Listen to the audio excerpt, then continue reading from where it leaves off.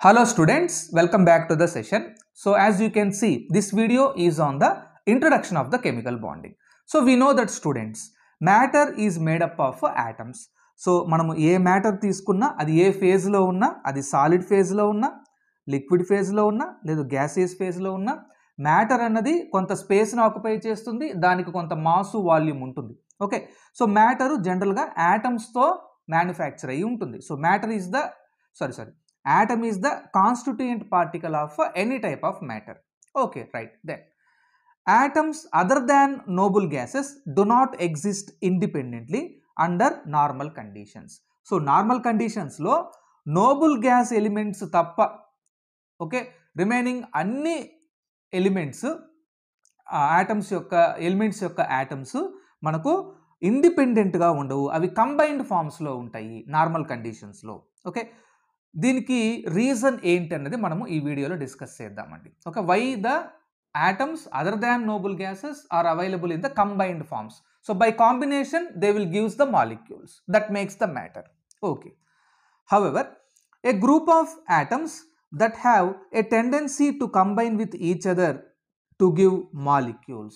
So noble gas elements కాకుండా remaining elements లో ఉండే atoms అన్నీ కూడాను కొన్ని ఆటమ్స్కి ఒక టెండెన్సీ ఉంటుందండి. ఆ ఆటమ్స్కి అవి కంబైన్ అయ్యి కెమికల్ బాండ్ని ఫామ్ చేస్తాయి. ఈ కెమికల్ బాండ్ అన్నది ఆ మాలిక్యూల్లో ఎగ్జిస్టెన్స్లో ఉంటుందండి. ఓకే, అంటే ఆటమ్స్ నోబుల్ గ్యాస్ ఆటమ్స్ కాకుండా రిమైనింగ్ ఆటమ్స్ అన్నీ కూడాను, రిమైనింగ్ గ్రూప్ ఆటమ్స్ అన్నీ కూడాను అవి మిక్సప్ అయ్యి అవి యునైట్ అయ్యి మనకు మాలిక్యూల్స్ని ఫామ్ చేస్తాయి. ఈ మాలిక్యూల్స్ ఇండిపెండెంట్గా ఎగ్జిస్టెన్స్లో ఉన్నాయి.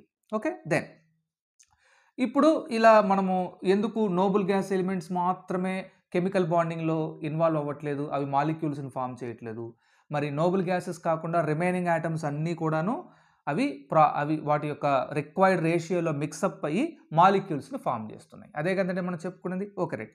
Then what causes the atoms to combine? ఈ ఆటమ్స్ కంబైన్ అవ్వడానికి ఏది కారణం అవుతుంది, ఇది మనం తెలుసుకోవాలండి. దాంతోపాటు why only certain atoms are stable and do not react? కొన్ని ఆటమ్స్ మాత్రమే ఎందుకు స్టేబుల్గా ఉన్నాయి, అవి ఎందుకు రియాక్ట్ కావట్లేదు అంటే ఇక్కడ ఈ స్టేబుల్గా ఉండే ఆటమ్సే మనము zero group elements are noble gas elements అండి. Noble gas elements, okay, like helium, neon, argon, krypton, ఇటువంటి elements. Then why only certain atoms are unstable and react? Okay, ఈ నోబుల్ గ్యాసెస్ కాకుండా రిమైనింగ్ ఆటమ్స్ అన్నీ కూడా అన్స్టేబుల్గా ఉన్నాయి, అవి react అవుతున్నాయి. కానీ నోబుల్ గ్యాసెస్ మాత్రం స్టేబుల్గా ఉన్నాయి, they are not reacting. Okay, then how the atoms are uniting? We need to know about how the atoms are uniting. అవి ఎలా కంబైన్ అవుతున్నాయి, అవి ఎలా యునైట్ అవ్వడం వల్ల మీకు మాలిక్యూల్స్ ఫామ్ అవుతున్నాయి. వీటికంతా ఆన్సర్స్ మనము కెమికల్ బాండింగ్లో తెలుసుకుంటామండి. Okay, right. సో ఇలా the atoms are coming closer together to form molecules. So there must be some force of attraction which holds these atoms together. Such a force of attraction is called as chemical bond. So chemical bond అంటే atoms మధ్య ఉండేటటువంటి ఒక attraction force అండి. ఈ attraction force ఉండడం వల్ల మాత్రమే atoms దగ్గరగా వచ్చినప్పుడు అట్రాక్ట్ అయ్యి అవి కెమికల్ బాండ్స్ని ఫామ్ చేయడం ద్వారా మాలిక్యూల్స్ని ఫామ్ చేసి స్టెబిలిటీని పొందుతున్నాయి. ఓకేనా స్టూడెంట్స్, రైట్. దెన్ మనం నెక్స్ట్ స్లైడ్లో కెమికల్ బాండ్ డెఫినేషన్ చూద్దాం. Okay, so what is chemical bond? ఫార్మల్గా కెమికల్ బాండ్ని ఇలా డిఫైన్ చేస్తామండి. The attractive force that holds two or more atoms or ions together in a molecule or ion.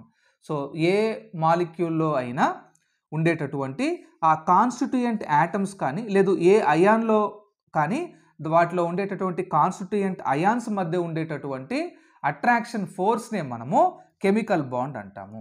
ఓకేనా students, right. So then ఇక్కడ మనము formation of water molecule చూద్దామండి. You know that. So the formula of water molecule is H2O. It is a combination of 2 hydrogen atoms and 1 oxygen atom.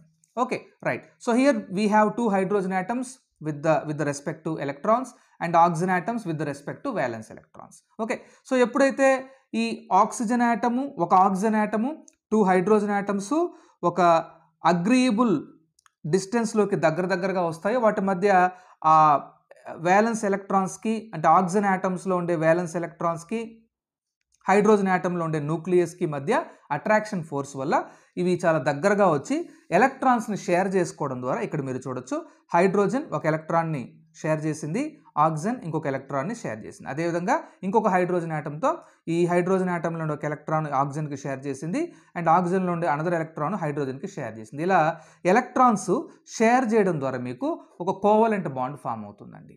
Okay, so ఇలా మనకు chemical బాండ్ని మనం ఒక ఎగ్జాంపుల్తో ఇలా మనం అండర్స్టాండ్ చేసుకోవచ్చు. ఎప్పుడైతే ఆటమ్స్ దగ్గరకు వస్తాయో వాటి మధ్య అట్రాక్షన్ ఫోర్స్ ఉంటుంది.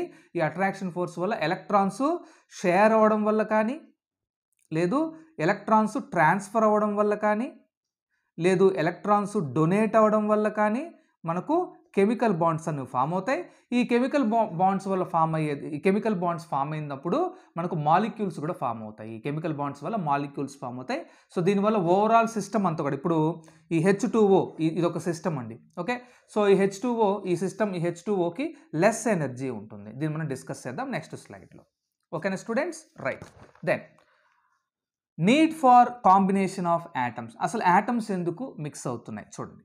The need for union of atoms of various elements to form molecules is explained based on two factors.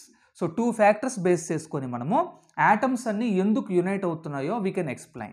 So the first parameter, the first factor ఏంటంటే ఎనర్జీ పారామీటర్. ఇది చాలా చాలా ఇంపార్టెంట్ అండి. Okay, right. సో చూడండి ఇక్కడ మనం దాన్ని discuss చేద్దాం students. Every material system that possesses lower energy has greater stability.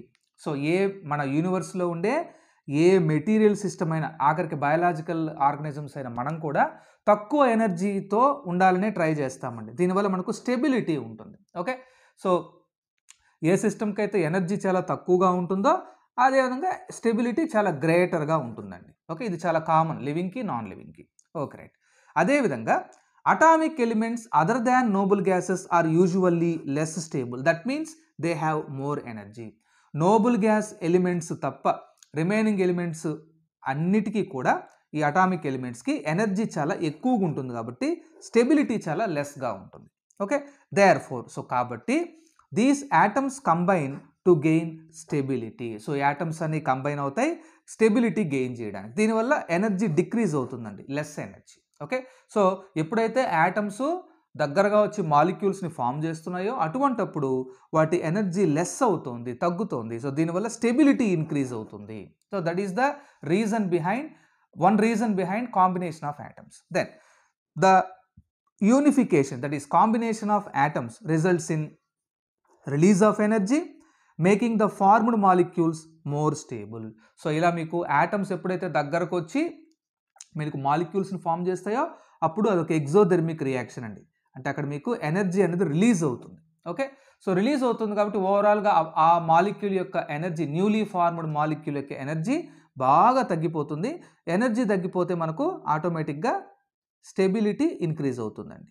Okay, stability increase అవుతుంది. ఓకేనా స్టూడెంట్స్, రైట్. నౌ దీన్ని మనము potential energy graph of hydrogen మాలిక్యూల్తో మనము ఎక్స్ప్లెయిన్ చేసుకుందాము. ఓకే, ఎనర్జీ తగ్గడం వల్ల ఎలా స్టెబిలిటీ వస్తుంది హైడ్రోజన్ మాలిక్యూల్ ఫామ్ అయ్యేటప్పుడు. ఓకేనా స్టూడెంట్స్, సో ఇక్కడ చూడండి మీరు ఈ స్లైడ్ దగ్గర మీరు చూడొచ్చు క్లియర్గా స్టూడెంట్స్. Okay, right. సో ఇక్కడ మీరు చూడండి. So on the X axis మనము ఇంటర్ న్యూక్లియర్ డిస్టెన్స్ని తీసుకున్నామండి. ఇంటర్ న్యూక్లియర్ డిస్టెన్స్ అంటే బాండ్ లెంగ్త్. ఓకే, అదేవిధంగా వై యాక్సిస్ పైన మనము పొటెన్షియల్ ఎనర్జీని తీసుకున్నాం. Okay, right. Simple. X axis పైన internuclear distance, Y axis పైన పొటెన్షియల్ ఎనర్జీని మనము తీసుకున్నాం. ఓకేనా students, right. So then next ఏమవుతుంది చూడండి. సో మనము 2 హైడ్రోజన్ యాటమ్స్ తీసుకుందాము. సో ఈ 2 హైడ్రోజన్ యాటమ్స్ ఎప్పుడైతే దూరంగా ఉంటాయో, అంటే atoms are far apart to have no interaction. So ఈ 2 యాటమ్స్ చాలా ఒక అగ్రీయబుల్ లెవెల్లో దూరంగా ఉన్నప్పుడు అక్కడ వాటి మధ్య ఉండే ఇంటర్ న్యూక్లియర్ డిస్టెన్స్ వచ్చి 300 పీకోమీటర్స్. ఈ 300 పీకోమీటర్స్ దగ్గర ఉండేటటువంటి ఈ 2 హైడ్రోజన్ యాటమ్స్కి ఎనర్జీ మనకు తక్కువగానే ఉంటుందండి. Okay, energy is less. Okay, not that much less, energy is lower.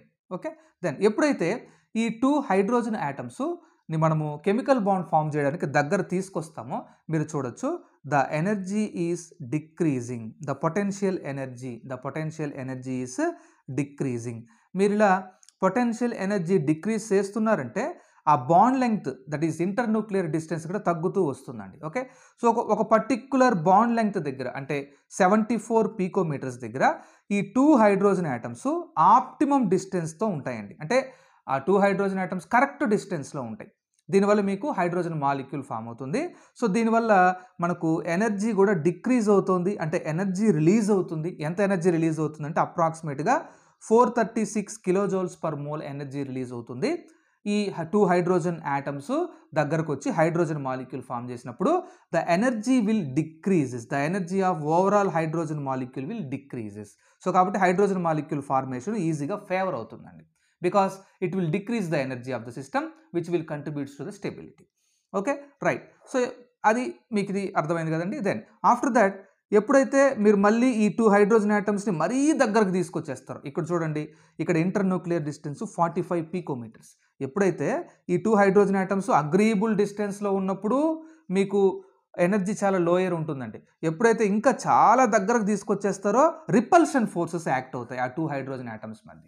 Okay, so repulsion forces వల్ల ఎనర్జీ ఈ 2 హైడ్రోజన్ ఆటమ్స్ని మీరు చాలా వెరీ క్లోజ్గా తీసుకురావడం వల్ల ఎనర్జీ చాలా హై అయిపోతుంది. అంటే హై అయిపోతే అవి స్టెబిలైజేషన్ తగ్గిపోతుంది. Okay, right. సో హై ఎనర్జీని రీచ్ అవుతాయి when the 2 hydrogen atoms comes very close to each other.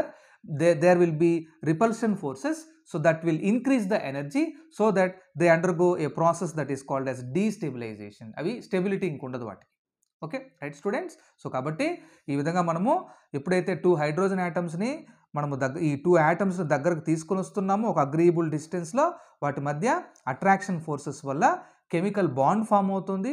At the same time chemical bond formation వల్ల ఎనర్జీ కూడా రిలీజ్ అవుతుంది, ఎనర్జీ డిక్రీజ్ అవుతుంది, కాబట్టి స్టెబిలిటీ కూడా ఉంటుంది. సో ఈ విధంగా మనము ఎనర్జీని అండ్ స్టెబిలిటీని బేస్ చేసుకొని మనము ఎందుకు ఆటమ్స్ కంబైన్ అవుతున్నాయో మనము ఈ గ్రాఫ్ ద్వారా తెలుసుకోవచ్చు అండి. అంటే హైడ్రోజన్ మాలిక్యూల్లో 74 పికోమీటర్స్ బాండ్ డిస్టెన్స్ దగ్గర ఆ మాలిక్యూల్ చాలా స్టేబుల్గా ఉంటుంది, ఎందుకంటే ఎనర్జీ రిలీజ్ అయిపోయింది, స్టెబిలిటీ ఎక్కువగా ఉంటుంది. ఓకే, మీరు ఎప్పుడైతే మళ్ళీ ఇంకా చాలా దగ్గరకు తీసుకొచ్చేస్తారో అప్పుడు మళ్ళీ రిపల్షన్ ఫోర్సెస్ వల్ల ఎనర్జీ ఇంక్రీజ్ అయిపోతుంది, స్టెబిలిటీ డిక్రీజ్ అయిపోతుంది.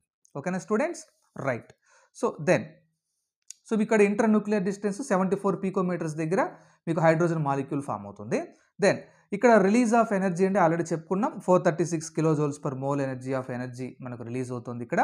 Then as overall energy is decreased the formed hydrogen molecule is more stable. Hydrogen atoms కన్నా మీరు ఇక్కడ చూడొచ్చు, ఈ 2 హైడ్రోజన్ ఆటమ్స్కి ఎనర్జీ ఎక్కువ ఉందండి యాక్చువల్గా. అదే హైడ్రోజన్ మాలిక్యూల్కి చూడండి ఎనర్జీ తగ్గిపోయింది. ఎప్పుడైతే హైడ్రోజన్ ఆటమ్స్ హైడ్రోజన్ మాలిక్యూల్ని ఫామ్ చేసాయో ఎనర్జీ డిక్రీజ్ అయింది. ఎనర్జీ డిక్రీజ్ అయింటే స్టెబిలిటీ కూడా ఇంక్రీజ్ అవుతుంది. Okay, right. So that is the contribution of energy during the formation of during the combination of atoms. Then next ఎందుకు atoms mix అవుతున్నాయంటే then another factor ఒకటి ఉంది, అది electronic configuration. దీనిపైన మనం నెక్స్ట్ వీడియో చేద్దాం, బట్ బ్రీఫ్గా చూసేసేయండి. Atoms which have 8 electrons in the outermost shell, they are stable. This is called as octet rule. Then all the elements of noble gases except helium possesses 8 electrons in the valence shell. Okay, so helium లో ఉన్న electrons 2 electrons ఉంటాయండి. ఓకేనా, right. దీన్ని డూప్లెట్ అంటాం. Nobel గ్యాసెస్లో except helium తప్ప remaining అన్ని ఎలిమెంట్స్కి violence షెల్లో మనకు 8 electrons ఉంటాయి. Configuration NS2 NP6. సో ఈ 8 ఎలక్ట్రాన్స్ మనము ఆక్టెక్ట్ కాన్ఫిగరేషన్ అంటామండి. ఎప్పుడైతే అవుటర్ షెల్లో 8 ఎలక్ట్రాన్స్ అన్న ఉంటాయో ఆ ఎలిమెంట్ చాలా స్టేబుల్గా ఉంటుంది. For example Nobel gases. Okay, right. ఇది మనం నోబుల్ గ్యాసెస్ యొక్క ఎలక్ట్రాన్ కాన్ఫిగరేషన్ అబ్జర్వ్ చేయడం వల్లే తెలుస్తుందండి ఈ ఫ్యాక్టర్, ఈ point. Okay, right.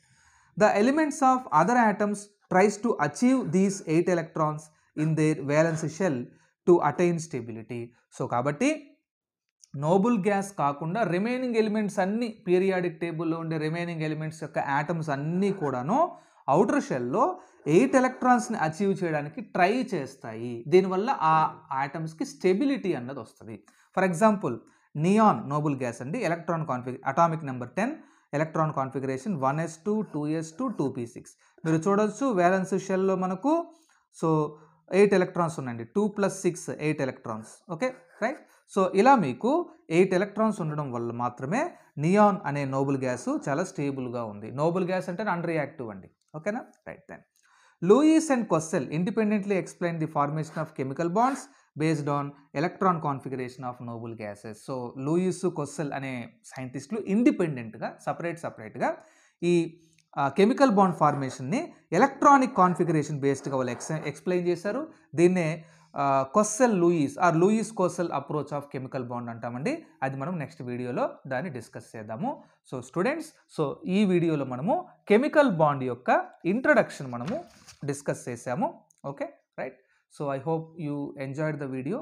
Thank you for watching.